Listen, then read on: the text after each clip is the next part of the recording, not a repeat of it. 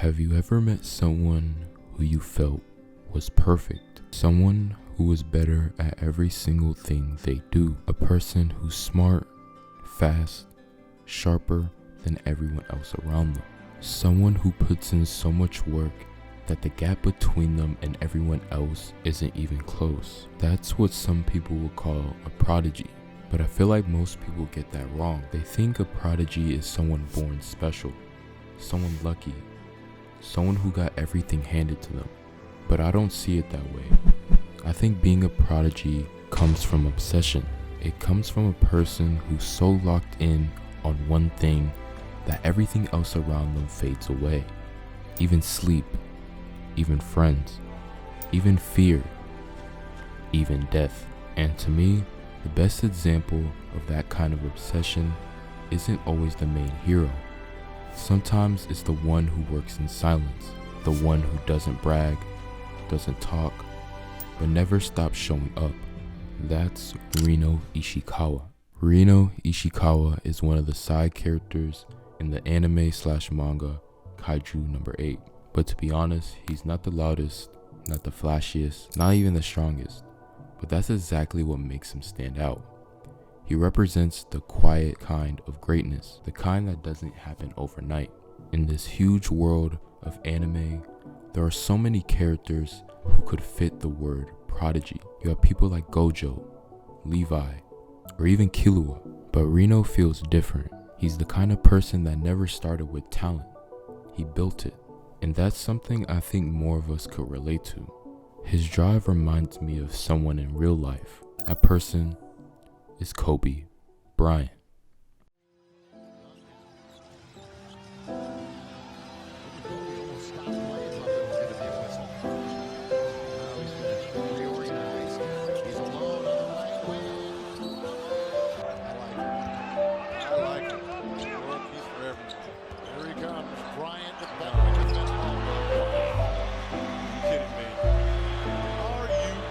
The idea is a very simple one, and the Mamba mentality simply means trying to be the best version of yourself.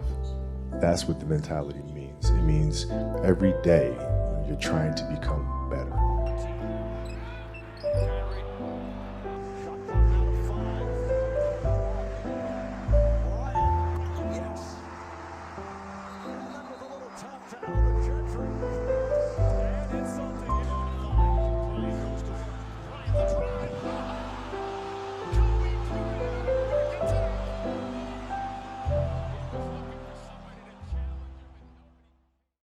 Kobe Bryant was born on August 23rd, 1978. He was one of the best to ever touch a basketball, but it wasn't just because of talent. It was because of how far he was willing to go. He trained when others slept. He played through the pain when others sat out. He studied every move, every game, every mistake. He built something greater than skill. He built a mentality. Is there a moment where you can define your passion for the game, or was it just something accumulated over time? Well, I mean, the passion came from the love for the game. I loved everything about it, like the smell of the ball. You love the smell of the ball? Yes, the ball. The smell of like brand new sneakers and like the sound the ball makes when it hits the ground. If they have that passion, you don't have to tell them. They'll go off and do it because it's just fun. They'd rather do that than anything else. The Mamba mentality means striving to be the best version of yourself. It means giving your all every single day. It's not about perfection, it's about growth. That's the same thing that makes Reno Ichikawa what he is, a true prodigy.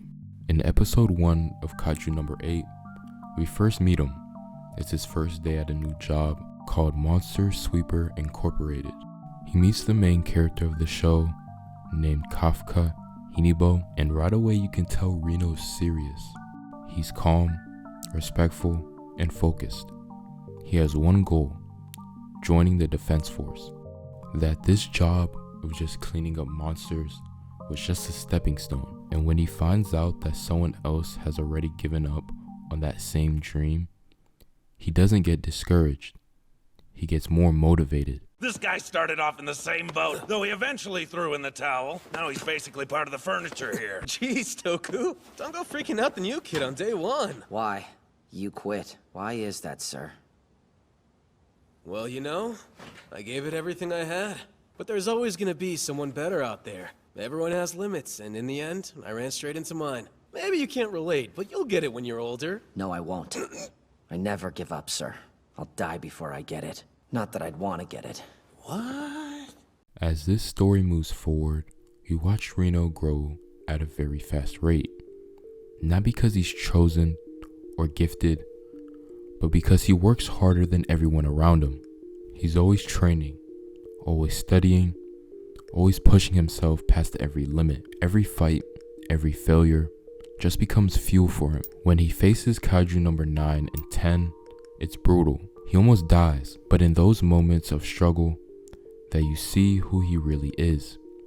He doesn't back down, he doesn't run, he learns to adapt. That's when something clicks in him. He realizes that he isn't strong enough yet, especially to protect the ones he cares about. That realization cuts him deep. It's the same kind of pain that turns good people into great ones. From that very moment, he trains harder than ever. Every day becomes a test. Every fight becomes personal. By the time we reach season 2, he's transformed. He's someone new, someone better. He's no longer that rookie with the big dreams. He's the real deal. People start to see him as one of the top prospects in the entire defense force. When he becomes a new holder of Kaiju number 6, it feels earned. That moment is huge, because holding Kaiju number 6 isn't just a power, it's about control. It's about carrying something that can destroy you if you slip up even once. And Reno steps up to take that risk. He doesn't hesitate. He completely knows the cost of what it means to carry Kaiju number 6. When he goes through the mental battles that comes with wielding Kaiju number 6, you see him change again. He faces every doubt, every fear, every failure that still lives in his mind. He accepts all of it, and he keeps going anyway. That's why I say Reno Ichikawa is a prodigy, not because he was gifted, but because he was willing to give everything. He's willing to die chasing what he believes in. And that's what it means to be a true prodigy. It's not about being born different. It's about refusing to quit. It's about chasing your goal to the point where failure doesn't even scare you anymore.